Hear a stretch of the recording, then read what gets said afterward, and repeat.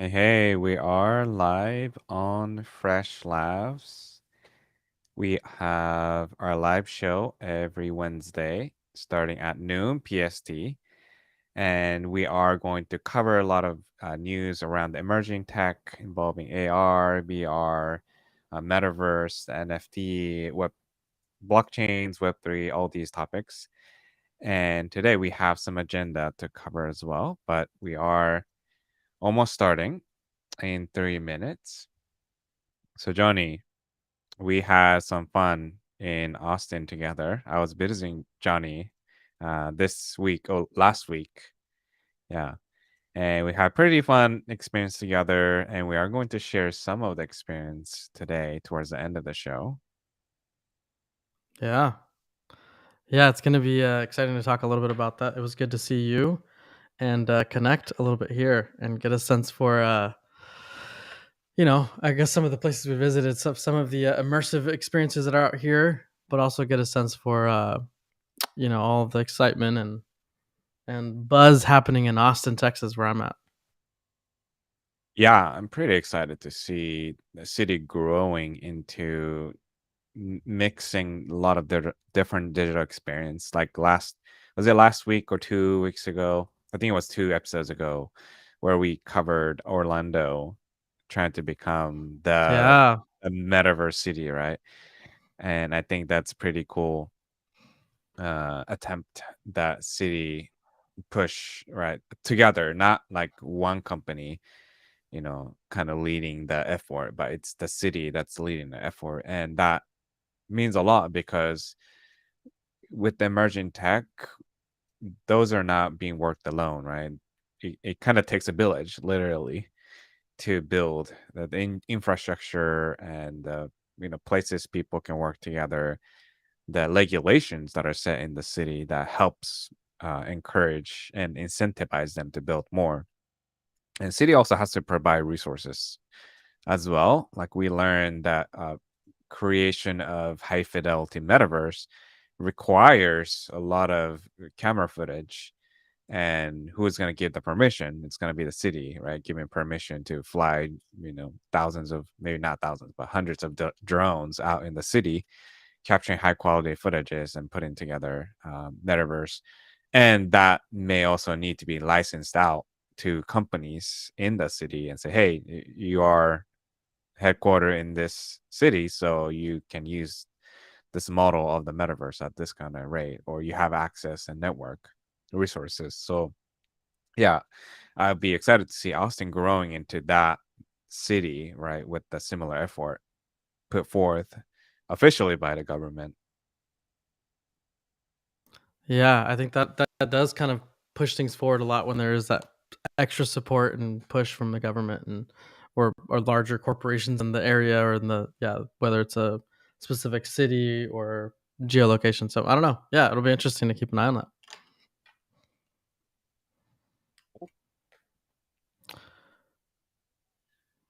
We are officially live now. Cool. Hello. So this is Fresh Laughs. We do live shows every Wednesday at noon PST, and we cover topics across emerging tech. We do cover news. We also do showcase of what we're working on. And my name is Elisha Terada. I'm the Technical Innovation Director at Fresh Consulting. And we have a co-host, Johnny Rodriguez, who is a Strategic Innovation Director. Hello, And hello. yep, yep. So we're streaming on YouTube and on LinkedIn right now. So if you like to watch live shows on YouTube, please subscribe to us on YouTube. And we also have a Fresh Laughs LinkedIn page. If you'd like to follow us on LinkedIn instead, you can follow us on the link below. And of course, Johnny and I also have our own social media. For Johnny, you can see on LinkedIn, Twitter. He's also pretty active on TikTok. If you want to follow like the latest, greatest, I'd say that's probably the best way to follow him on TikTok. And I'm also across TikTok, Twitter, and LinkedIn. I'm probably most actively on LinkedIn right now. But yeah, let's get started with the show. and welcome to our episode 11, July 2022, Fresh Laughs Live show. And if you've been watching our show, you might have noticed we have a cool new background in the first slide where we'll talk more about it, but we took this photo together at the Wonder Spaces. We wanted okay, we need like a cool photo that represents us and not just our headshot. Is that is that us entering the metaverse here in Austin, or Oh, is true. that Yeah, something yeah, different? yeah. We're Stay just tuned to meeting. find out. Yeah. That's funny. Okay, let's go to our agenda slide. So first, we are going to cover lightning news as we usually do, where we cover multiple news in quick succession. And we do have the more larger coverage of a topic. And this week we're doing Otherside Metaverse. We're going to go deeper into that. And lastly, we're going to talk about Fresh Showcase, where we talk about our experience of going to Wonder Spaces in Austin, Texas, where we took the photo from. So let's get started with the lightning news. So let's start with Snapchat. Snapchat is a platform that is actually one of the I would say one of the largest platforms as it relates to augmented reality. Yeah, So it's if you something are people probably don't think about it much, right? Like exactly the AR platform, I don't think consumers understand the AR platform because we don't quite have the glasses or hardware associated to make it like really clearly visible to the people. And I guess Pokemon Go, we covered that topic a little bit ago. That was a sensation that brought the awareness of the AR a little bit, but Snap has something to offer this yeah. time. So yeah, Snapchat. I mean, I think we've talked about this on a few live shows now, Elisha, but they're getting about 380,000 daily active users, and you're getting a large percentage of those, 75% or above, that are interacting with augmented reality filters, lenses, and yeah, some of those are for your face, some of those are some things that you'll wear, like a hat, like kind of games, but also they'll flip the camera around and actually have immersive experiences. We showed a concert happening, I think 2 weeks ago, 2 or 3 weeks ago, in one of our live shows. We showed a concert where the kid Leroy was doing like a concert in Snapchat. There's a lot of You look interesting like happening a there. Yeah, it looked like a children's book that like folds up kind of experience, right? Exactly. Yeah, Yeah. So yeah, it's that was pretty interesting. cool. So they have a lot. They have this history of like their platform that it's made for communication. They really are very different from other messaging platforms that you might be familiar with. I'm thinking of like obviously big ones like iMessage, like WhatsApp, Telegram. You can start going down the list of messaging apps. Messenger maybe be one of those. Snapchat is quite different. They lead with a lot of video and photos, and so it's been interesting to kind of follow them. But because they're such a big player in AR, this particular piece of news stood out to me, Elisha. The news article says, and this is from TechCrunch, Snap launches Snapchat for web to bring the app's core features to desktop. Now, at the surface, and in most of these articles, actually, Elisha, that I've seen from these news articles, they're saying, hey, like Snapchat today introduced that now you can like send snaps and chat with your friends on video calls, and you can do that from your desktop. You can just go to your desktop and go to the browser, go to snapchat.com. If you're already a Snapchat Plus subscriber, because they now have a premium account, you have access right away. If not, you wait a little bit. But they launched that in a few countries. And so the news is mainly around the fact that, oh, now you can not have to use your phone to use the app, and you can just go onto a desktop device.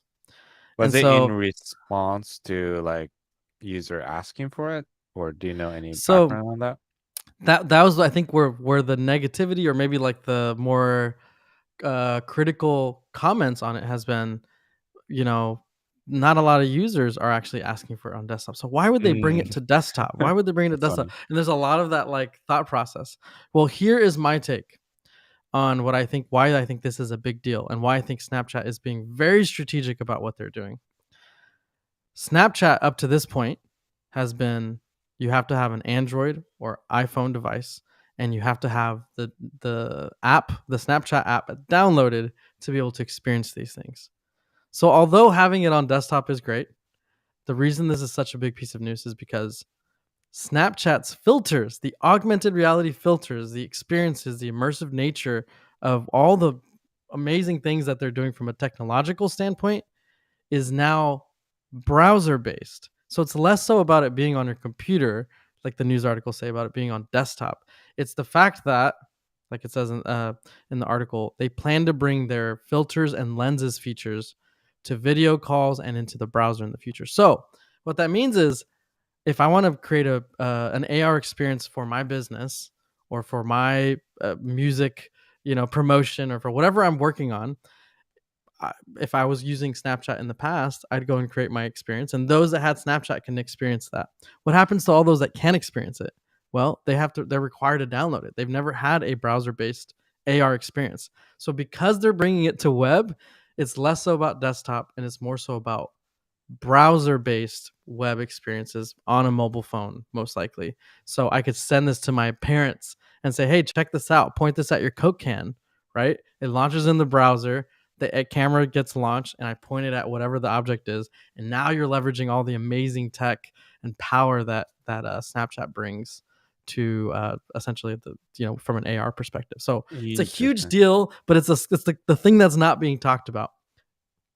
That's So interesting. So you're saying it's a browser on the phone. It's just like I can share something from my Snap app to you, and you don't have to yep, have a Snap app downloaded to experience the yep. same thing. So it's not really meant for like I'm gonna use it as. Can I still use it as my filter on my like a Zoom call? Is that So intent, that's or a it's just like separate a app. So ah there's a separate application that basically launches a virtual camera, and that's the one you're referring to. That is absolutely something they're planning on consolidating in the browser. So you wouldn't need a native app. You could do it in the browser. Other news articles titles are saying Zoom now has a competitor. And I don't know if I see it that way. I don't know if I see it as like everyone's going to stop using Zoom, and at business they're going to start using Snapchat. I don't actually think that's the big piece of news here. It's more about the accessibility of the filters, the AR experiences, um, from a browser standpoint. Now you're that makes opening up to sense. all those that didn't download it. So yeah, kind of a big piece of news there. Cool. This is another one that's been interesting. This is one of the few TikToks that actually did pretty well on my on my account, Elisha, where I kind of talked about like, hey, every big tech company has an AR or mixed reality headset coming, except for Google, right? And then I cut to like a demo video. Um, so it's just interesting to see that Google is working on a version of that, and they showcase some of that briefly.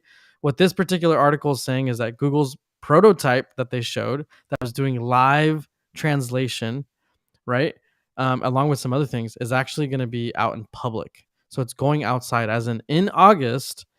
Um, we're going to start seeing people walking around with these, probably employees, probably testers, early testers to this kind of thing. Same thing we saw with Google Glass, but it's going to, in this initial version that's going to be out there, um, they are going to have things like I said, the live translation. I think they're going to have some things like Lens, like Google Lens, in the way that it can recognize things that involve the visual and audio sensors. They'll be doing some analysis and debugging. There's a little bit more that talks about that, but the main things, like if you're a consumer, what you'll see them talk about is translation, transcription, and navigation as their kind of core things in that test. But these are glasses that are not set to launch. These AR glasses, the kind of prototype name is called Project Iris, and they don't set to launch those. They've kind of announced it till like 2024. So they're still out in the future, but we're going to start to see these out in public, which is kind of cool. Well, we actually had a comment from John Furukawa. It's making things available in a web environment, how companies also make things available in a VR metaverse environment from a tech stack perspective. It's making things available in a web environment, how companies Yeah. also make things available. So I think this was a comment in regards to the Snap, Yeah. right? We can come back to, yeah. I mean, I think that if we kind of put this back on the screen here for a second, great question, John. Yeah. So I think the question here is saying, by making it now, let's say if it's a snap related news, right? Like by now making it accessible in the browser in a web environment, um, does that also make it available from a VR/metaverse perspective? I can take a stab at that answer. Do you have any quick thoughts, Elisha, on that? I think uh, some of the answers is that a lot of companies already are making a lot of the metaverse environment accessible on the web. So I would say, yeah, I think that is where you would utilize technologies, right? Like the Unity platform that can export to the web and also in the native device and also in gaming device. And then there are other solutions like streaming your metaverse environment so that yes, user would probably otherwise need to have PlayStation 5 to play it, but from the browser, you don't need it because you're just watching the stream that responds to your move. So yeah, I'd say I think that's one of the ways, or probably how most of the metaverse will be done this way, except for a few key IP. I think like Horizon World. I forgot if it was going to the web or not, but Yeah, they've potentially. claimed that it will be Okay. coming. The Oh, they are. CTO has Okay, said that it's coming to the browser. got it. Yeah, So that part's coming too. I think maybe the only thing I would add, I guess, as it relates to augmented reality and this concept of the metaverse, immersive web experiences, what I will mention is that one definition of what people say with the metaverse is that the metaverse is more of an ideal computing layer on top of life. So life still goes on, everything looks the same, but now you have this layer on top of the real world.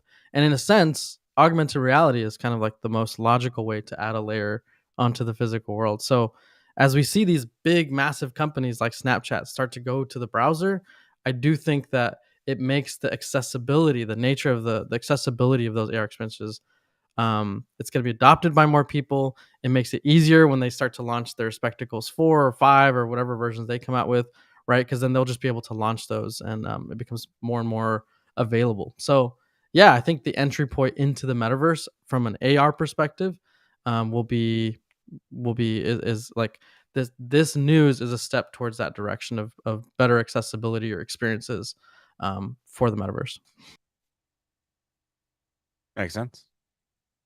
Cool. Last piece of news here to kind of fly through this just a little bit is Tony Hawk. Just interesting, another big celebrity. Everyone kind of knows uh, Tony Hawk from a skateboarding standpoint. Well, he's partnered with one of the largest metaverse environments, which is called the Sandbox, and he's conquered the X Games. He's done massive video games in the past. He's been a really innovative athlete from that standpoint of kind of making those types of decisions and partnering with gaming companies.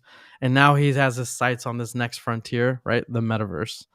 And so, yeah, that this legendary skateboarder is announcing plans to partner with the Sandbox and build an online game where players can spend, like that virtual currency and can jump in, like basically come into the largest virtual skate park that's ever been made. Essentially, and there was a press release around it.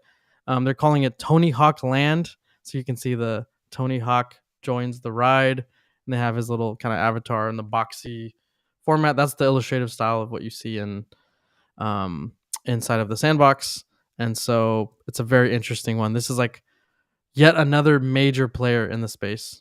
Um, uh, another That's major player in the space interesting. that's jumping into like the Sandbox. So any kind of initial impressions on that, Elisha? Yeah, so I can finally join as someone who doesn't skate. Virtually, I can like skate around. Like I like playing games of a sports. I'm just not good at it. So so I guess that's like another audience, right? Yep. Who likes to watch and play a game of a skateboard, but maybe not quite actually skateboarding in reality or not able to, right? Physically. And that's Yep. like another way to engage with the audience without forcing the proximity being the barrier. Yep. So for Tony Hawk, it's like a great investment if you think about from his standpoint. And I think as if you're a brand or a company thinking about, okay, well, how does this apply to me, right? So Tony Hawk, the brand and the person, right? He's partnering with the Sandbox, and he's gone and purchased a plot of virtual land, right? Which is a hard concept for some people to kind of understand why you would do that. But like essentially, they have a very limited number of plots of land, and he's gone and purchased one of those, right? And inside of that environment, he has the skate park experience. You can go use your icon, use your avatar to go and like experience this skate park and do a bunch of cool stuff in there. But not only that, you can now buy some of his most iconic skateboards. You can buy equipment that's Tony Hawk branded, his apparel, so your avatar can wear it around.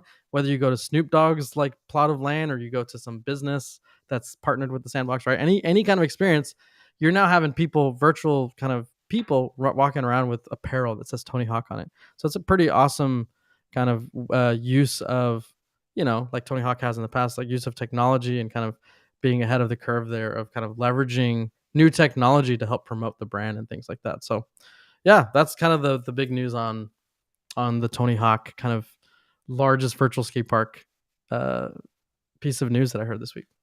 Cool. Cool. So on this last, I guess as we jump into the top news, Elisha, there's a lot of big things, and I think we'll talk about some things that we didn't, that were maybe honorable mentions here, is the fact that the Times magazine now has the Metaverse as the cover. Yeah, So I've seen that. we could have put that in here, and I think we will talk about it as it gets released and there's more details around it. I've been actually going back and forth with their the illustrator that actually designed the actual cover. He's on Oh, like Twitter, and he's like so happy that got selected and got picked. So it was kind of cool to see that. But he had some interesting insights on what the prompt was that he was given to create the illustration that the Times magazine was thinking would be like the prompt to help um, create like the thought process and the ideation he needed to create this illustrative kind of cover. So I think maybe next week or something like that we'll kind of cover that. Maybe get some thoughts from the actual illustrator on what he was given, and just kind of extra insights behind the scenes, I guess. that'd be so cool. Yeah, it would be. So let me ask you this, Elisha. Have you heard of? I know we've talked about this in the past, but have you heard of the Otherside Metaverse? Anything kind of interesting things there that you've heard or seen, or as we jump into this bigger piece of news? I feel like you did mention it, but it's like maybe pretty faint in my memory of what the other side metaverse was. I might remember as you talk more about it. Great. No problem. Yeah. So I think this is one of those projects that I was really, really excited about. I personally invested in this and went and bought land and waited on a Saturday when it got launched, and I had to do the refresh button a bunch of times to get, like when those things launch. This is one I was really excited about. And the reason I was really excited about it is Otherside, which is the name of this metaverse environment, was created by a company called Yuga Labs. Yuga Labs now has a history of very, very successful NFT projects. So they're the company behind Bored Ape Yacht Club, or Bored Ape Mutant Club, I think is the other one. The kind of the largest collection, or most kind of expensive and well-known collection of NFTs that's ever been dropped. Big celebrities have those. You hear like Jimmy Fallon and a bunch of artists essentially have these, right? And so they basically claimed like, hey, we're going to launch a metaverse environment.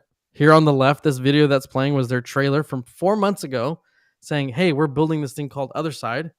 And what it is essentially is a gamified, eventually interoperable, it's not interoperable now, multi-land metaverse. There's 200,000 plots of land, so there's scarcity involved, like same as the Sandbox, same as Decentraland, same as Somnium Space. So they kind of followed that pattern, and it essentially blends mechanics that you would see from the massively multiplayer online role-playing games that we're familiar with, and it combines that with the Web3 enabled virtual worlds.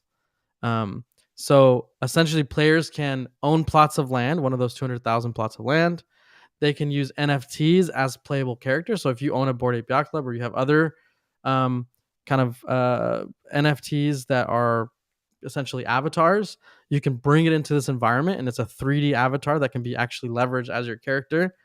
And then the Wow. last little line here is that thousands of people can play together in real time. And that was kind of like the skeptical part of like, everyone's claimed that. Let's see how possible that is. Because as you and I know, Elisha, we've been into some of these environments like the Sandbox and, Mm, Decentraland and Somnium Space. And we've seen some hiccups as it relates yep. to finding each other and having to be like, oh, wait, how many people are in our server? Are we even in the right server or not?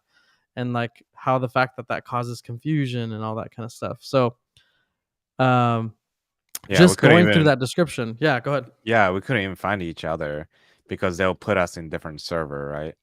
And sometimes there's a way to match our channels and stuff to be in the same room, but there's no like find friend and jump to friend because we'll be No. just placed randomly. Yeah. And most of these have like a 100 user limit. So you hit 100 users and they put you in another server. There's another 100 users, put you in another server. And a lot of them are wanting to eventually scale that. But Elisha would jump in, I'd jump in, and then I'd be like, how do I find you? And we'd have to like go look through documentation and say, I guess you have to type in /server and then put the name of the server, and then it refreshes your screen and then it puts you there. That was our experience with Decentraland. The sandbox, we actually never found each other, did we, Elisha? I don't think Yeah, we I did don't in think the so. I don't think sandbox. we did. Yeah. Somnium Space is another one that has multiple. It was a little bit harder. Spatial is actually a pretty good one.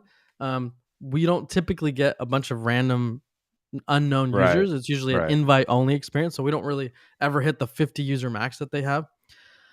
But basically, Otherside claimed we're going to be like a thousands of users at the exact same time type of environment. Again, this is from 4 months ago.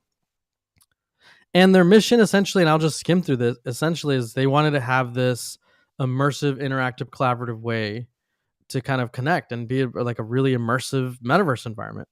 And they want it to be this always evolving experience that's created by people that own the plots of land, the players. They call those voyagers.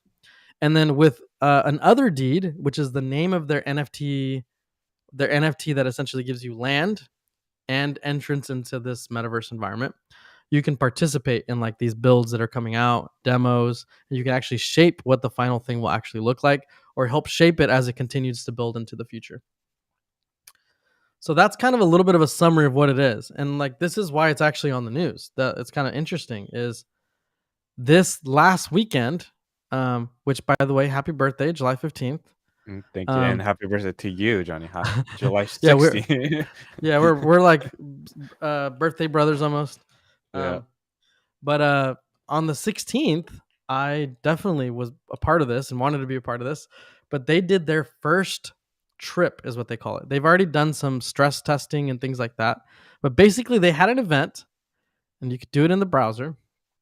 You launched it. And so you go in, you connect your MetaMask wallet, confirm you own, essentially, they confirmed that you owned your NFT for land, right? And then that gave you early access into this first trip experience. So this video here is actually screen recording. I didn't take this one. This is one that was done by the account. They were able to get some cool angles, but this is all real time graphics. This isn't like post rendering. Can you see the amount of characters that they have in there, Elisha? Wow. The point Yeah. of this trip, Yeah. yeah, it's insane, right? Wow. And the point of this trip wasn't to be like, hey, let's get thousands of users. The point was kind of, in a sense, it was like, let's do a real gaming experience and let's do some stress testing with thousands of people. So 4,500 people were in the exact same server, one server. They could have gone higher, but that was their stress test. They joined this lobby. Every NFT holder is called a Voyager, and then you kind of jump in and there's this massive bored ape, essentially like a really tall giant, and he's the only audio that you hear.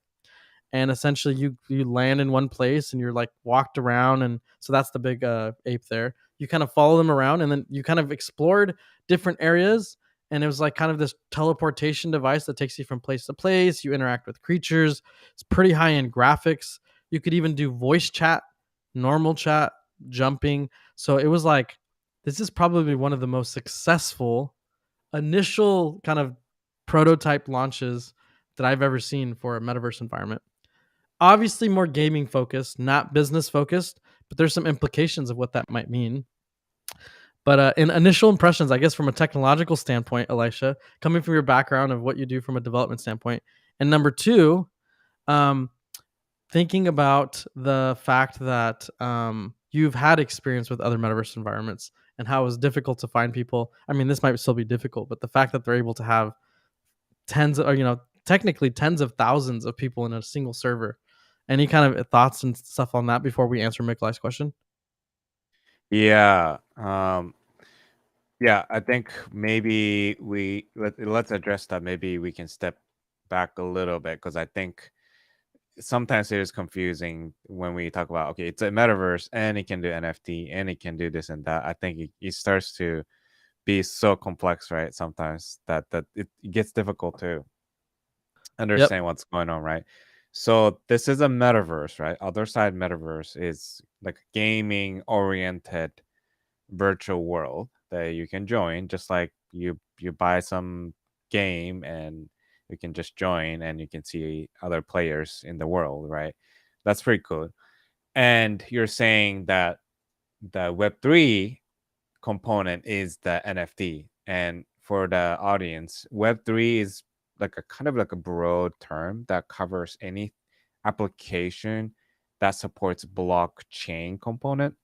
And because NFT is based on blockchain, you can say this metaverse and NFT is basically a metaverse with the Web3 component on top of it. So to answer Mikola's question, the concept of Web3 in this, let's say, game, right, virtual game, MMO, is that you can bring in your Bored Ape Yacht Club avatars if you have them, or I assume there will be more like wearables and other Yep. characters that they will be releasing soon. So it's MMO, and usually the MMO world starts and ends in that game, right? Like I buy, I don't know, like any MMO, like you buy in game, you pay currency to buy in app purchase. I paid the company directly, but instead you can actually extend the world experience by getting your stuff from other like OpenSea marketplaces. Johnny and I can actually buy and sell.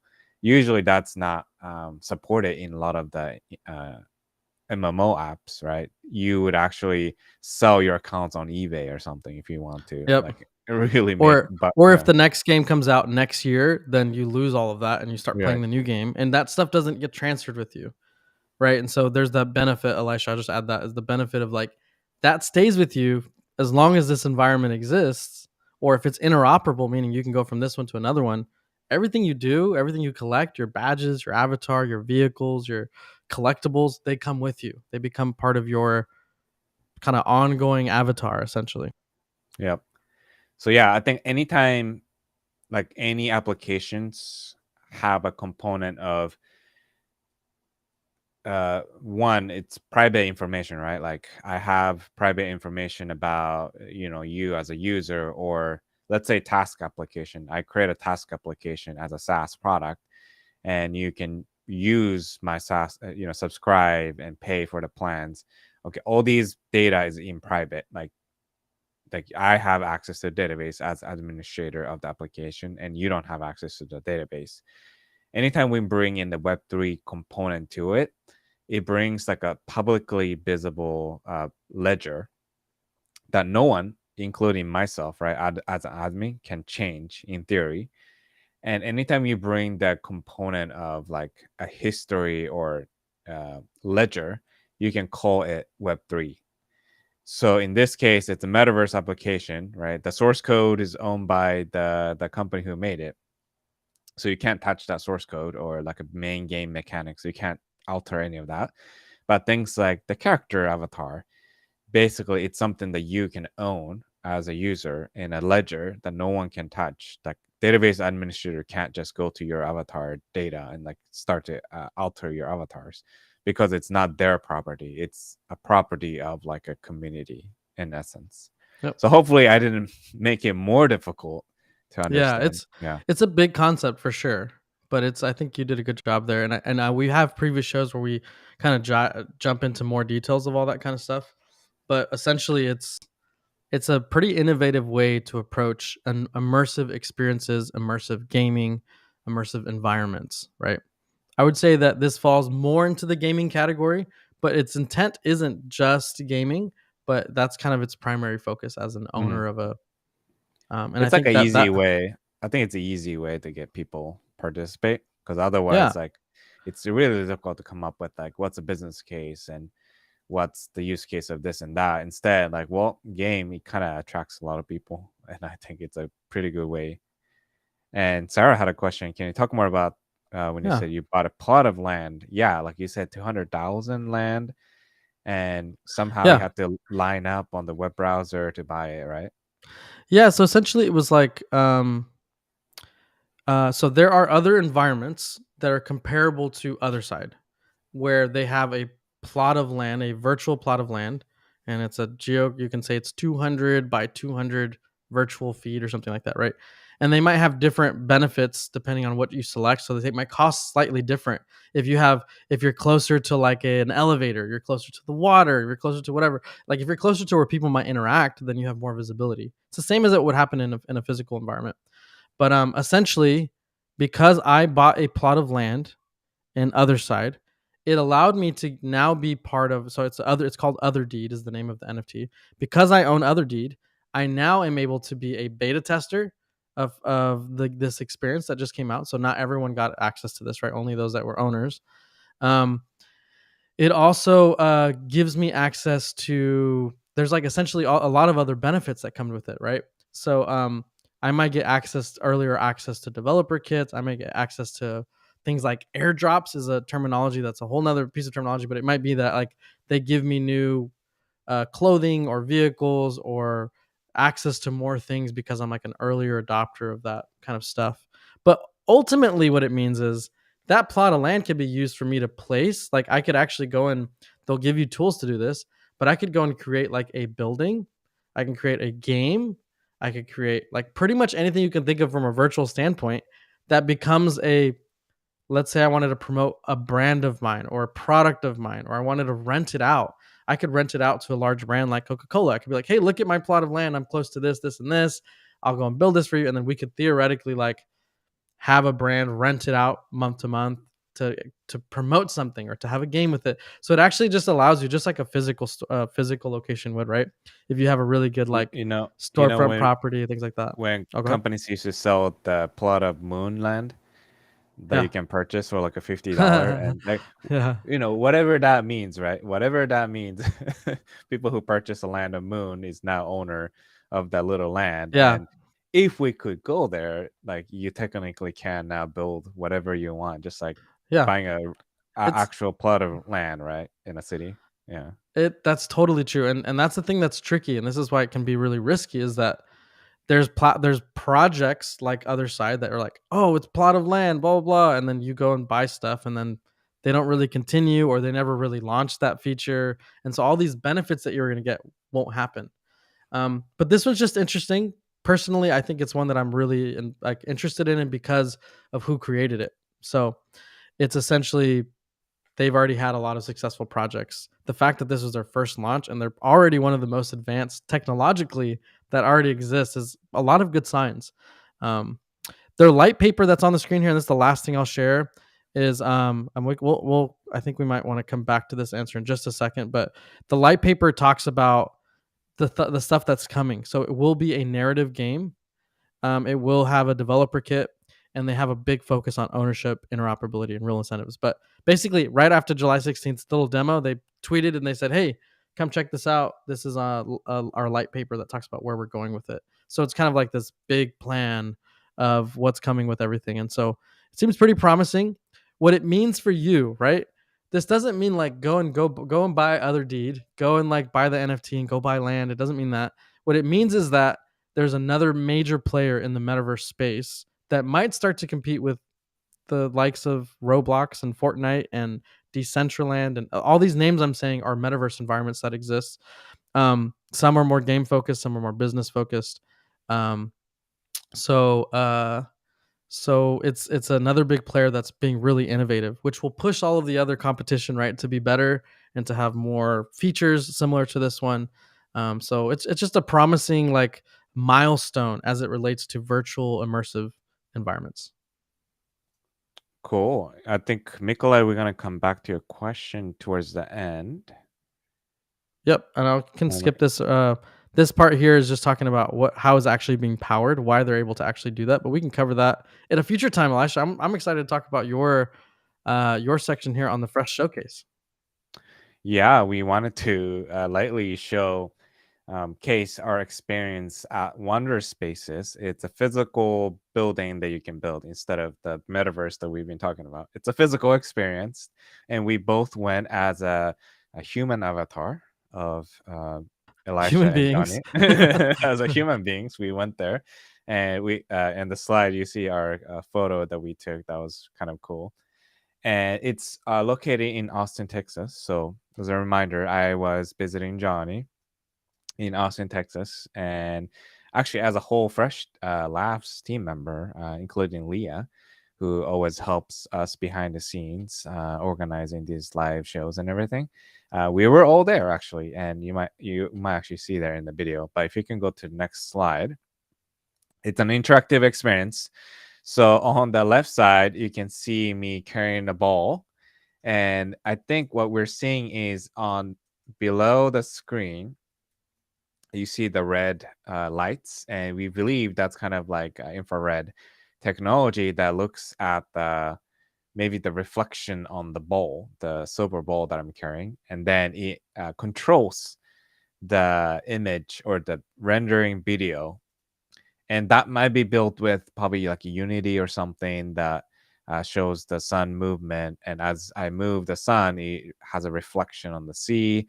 And it was like a nice, cool way to like interact with the physical object that has Hmm. an effect on the virtual world, just like we've been talking about metaverse, right? Like I wear my headset and I raise my hand, and it's gonna show reflect my hand being raised as an avatar in that game Hmm. experience. And on the right side, it's another way of mapping, somehow detecting my motion. And it could be maybe high fidelity, like a, you know, gesture detection. I think we covered that a little bit, where through the webcam, you can detect the gesture. Or it might be a little bit more lower level, where it's more like a block level, like where it dissects my body into a few blocks, and then like it will generate the art so seamlessly that it looks like it's reacting to my motion exactly. So that those are pretty cool experience. How you can experience these technology through physical, and that's important because I think a lot of family members, a lot of people who are not, following these emerging tech, they have no idea that these technology exists until they actually see it in the Hmm. experience in person. And Yeah. apparently these are put together by different artists. They talk about how the the gallery, the wonder space, is put together by different artists coming up with these concepts. So it's cool that we Yeah. are not just doing the physical art, right? That we are also doing a lot of digital arts these days. Yeah, I thought the person on the right for a second, for half a second, Elisha, I thought I was watching So You Think You Can Dance, or I thought Michael Jackson was doing moves, but if you look closely, it's actually Elisha Almost, busting almost. amazing moves on there. Yep. And in the next slide, they also have an immersive experience section where you sit on the chair, you're given a headset, and we actually talked about this concept a few episodes ago, Johnny, where we talk about how to make it, how to roll these educational experiences out to the K-12, right? Using VR headset. And Yeah. inside the VR headset, we're looking at the formation of like the black hole and how black hole is going to suck everything in, and you become part of the planet being sucked in, so you can see yourself like being like extended over Yeah. time and being swirled in. And it was great because it basically answered our question about like how do we reduce the friction and makes it really easy to put this BR experience in hands of K-12. And it was so simple, right? Like we just wore the headset and they just started to play the movie from start. And the instruction was like you just sit there and then just put headset on, and that's it. You don't touch any button. And you can actually see me on the right side of the video where I'm trying to control it. Like, oh, is there like a Oh, volume I button did the or same something? thing. Yeah, yeah. Because we're so used to controlling the experience, but actually there wasn't a button or anything. So we were just sitting there, and then like as the round chair helps you circle around. so you can see the experience 360 instead of like you standing and then walking around and you get dizzy. Actually, I think we got a little bit dizzy in the Yeah. experience anyway, and that could be because the headset is the cheap one. I think you said it's a Yeah, Oculus Go. this is the Oculus Go. It's like one of Okay. the cheaper headsets that at the time Oculus released, and super accessible, but definitely now a few generations old. Yeah, and I think that causes a little bit of dizziness in our head because obviously we're now at the point where like a 6 degree of the movement plus the high refresh rate, and soon, as we've seen a few episodes ago, the Meta is going to solve a lot of visual Turing tests, which makes our brain think that, oh, we're looking at the reality, like it's reacting to my pupil movement, and brightness is real, and it's basically a simulation of reality in the headset. But Oculus Go is obviously one of the first generations, so it doesn't really have all the components. Our brain gets a little bit more dizzy. But any like comments you want to add, Johnny, on the whole experience of the Yeah. Wonder Spaces? Well, I mean, I think particularly on this VR immersive experience, yeah, I think I immediately thought education. And actually, after this experience, I talked to a few people that we know that are teachers, and I talked about, because that was actually something that one of our friends had mentioned. She had said, "Hey, like, is there some way that I can leverage virtual reality or something that's a little bit more immersive to help educate kids that are maybe like kindergartner, first grade, second grade?" And I immediately obviously thought about this because we had just experienced it. The fact that it was just sitting on a table, it's got the battery pack built into it. I mean, I don't know if a first grader would want to carry that massive of a battery pack, but they had like Um, a way to keep it healthy, right? Like they had like, or to keep it like oh clean. yeah, yeah, And they then a had little the mask. mask. It's hard Yeah, it to seemed like see, but a yeah. there's like a mask that goes around your ears like it would a mask, but it goes over your eyes, and then you're able to put this on. The battery pack lasts 8 hours, and the experience that's playing is on loop, 15-minute loop. And what happens is when you take it off, it notices there's just one sensor that says, does the person have it on or off? And if you have it off, they turn off the screen. And as soon as they put it back on, it starts the video from the beginning and it loops for 15 minutes. And so it's a movie. It's a movie that's done in 360 degrees, and they're able to share this concept of the black hole. And so this could have been, right, if you're in education, this could have been like the concept of atoms, or this could have been the concept of like some historical event that happened in history. And there could be these micro experiences that as a teacher, you might be able to like push a button and all your students at once would be able to kind of experience it. And they're not going to accidentally push a button. They're not going to accidentally run out of battery.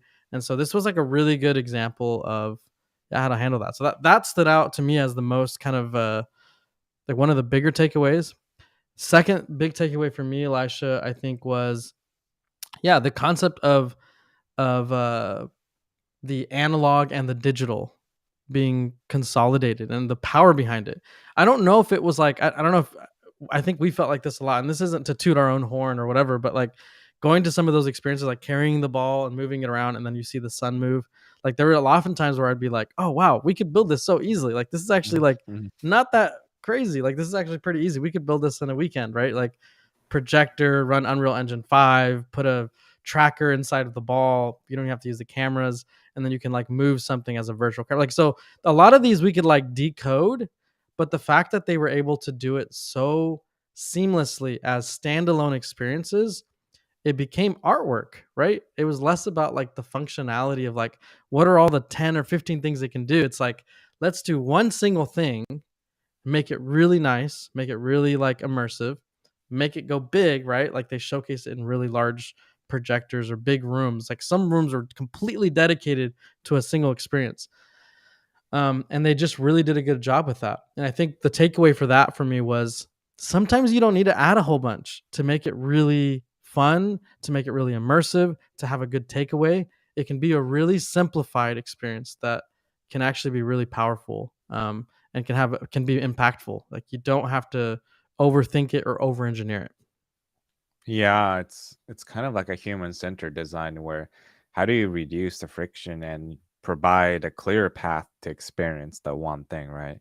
That sometimes might matter more to help spread the use of emerging tech to the average consumers versus the the tricky part of latest cutting edge stuff is that it takes so much effort, right, to get there, like Somnium Space, where like you have to configure so many things just to get to the world to experience, and that's really hard if you want to spread that to like hundreds of thousands of non-techie family members, right? So Yep. Yep. yeah, and I see business opportunity here. Like even if you're not the company that's about immersive cutting edge, like one, like I see the opportunity for space design, right? Like if you're working in the interior design, there's a opportunity for you to build spaces like this for immersive experience.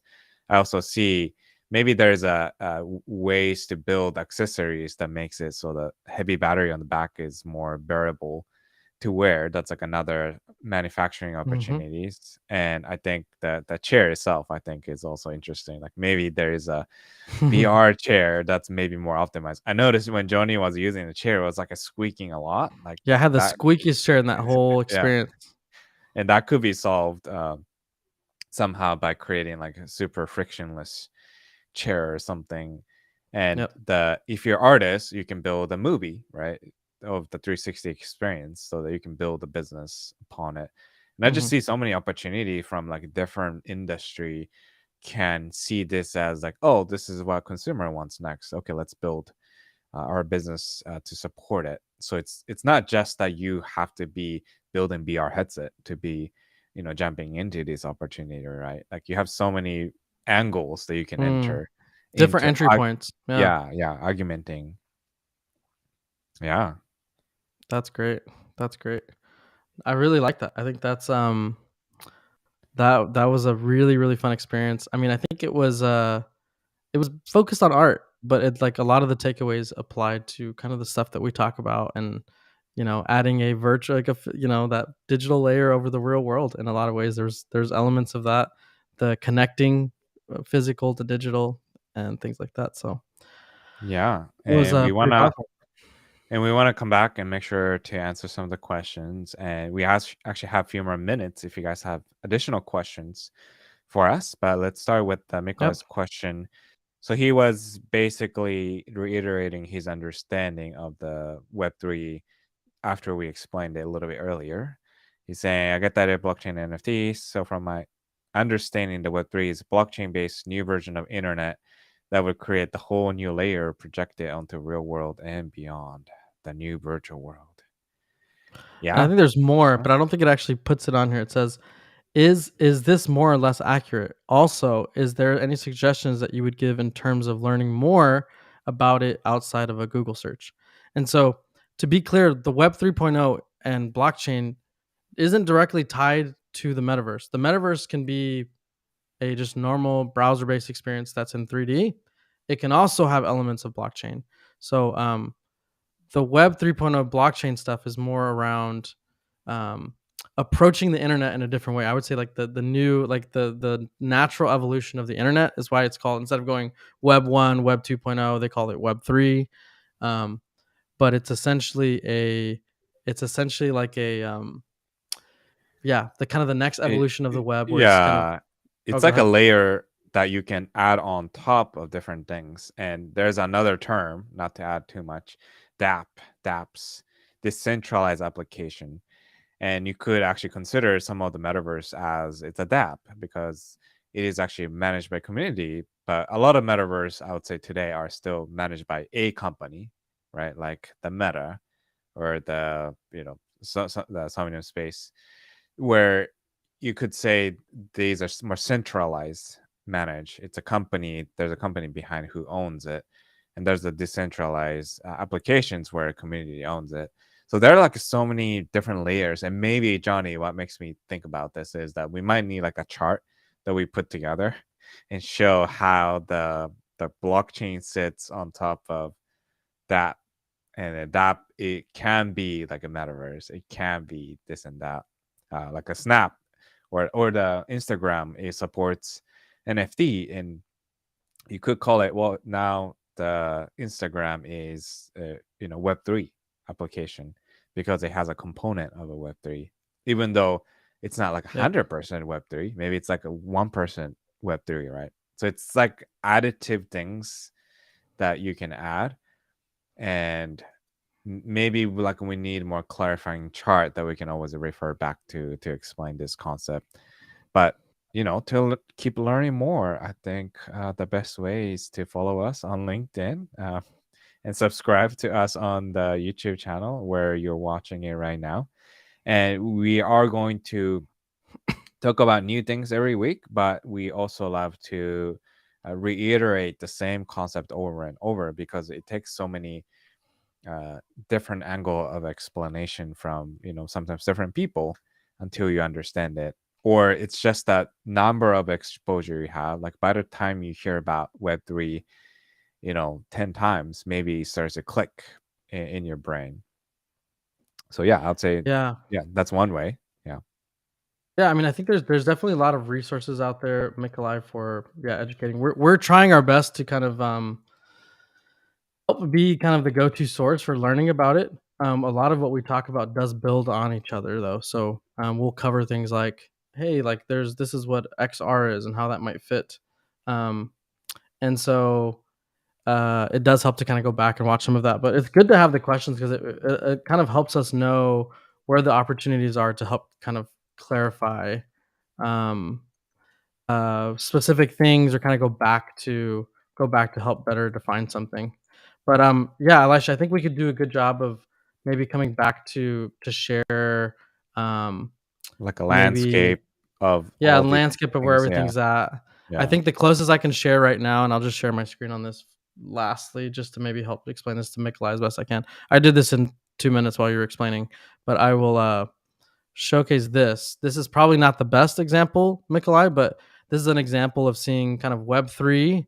It might be there's like blockchain and Web3 are kind of similar, but there's some differences. There are like gaming things out there. There's mixed reality, which you can say AR, VR, and the metaverse might be like it could be just gaming, it could be non-blockchain, non-Web3, but like where you get like this ideal metaverse magic, metaverse environments is somewhere it sits somewhere in the middle.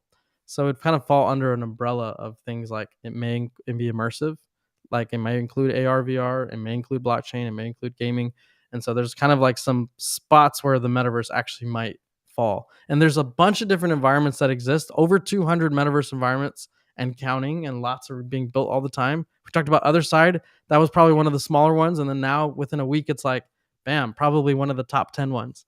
And so there is they all fall kind of in one of these quadrants of this kind of Venn Yeah. diagram.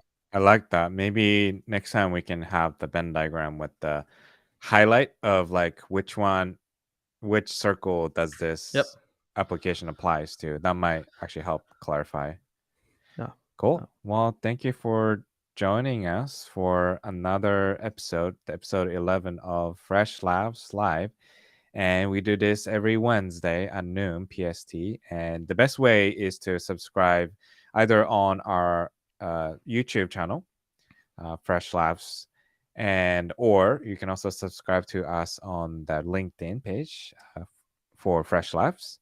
And when we go live, you'll get notified for sure.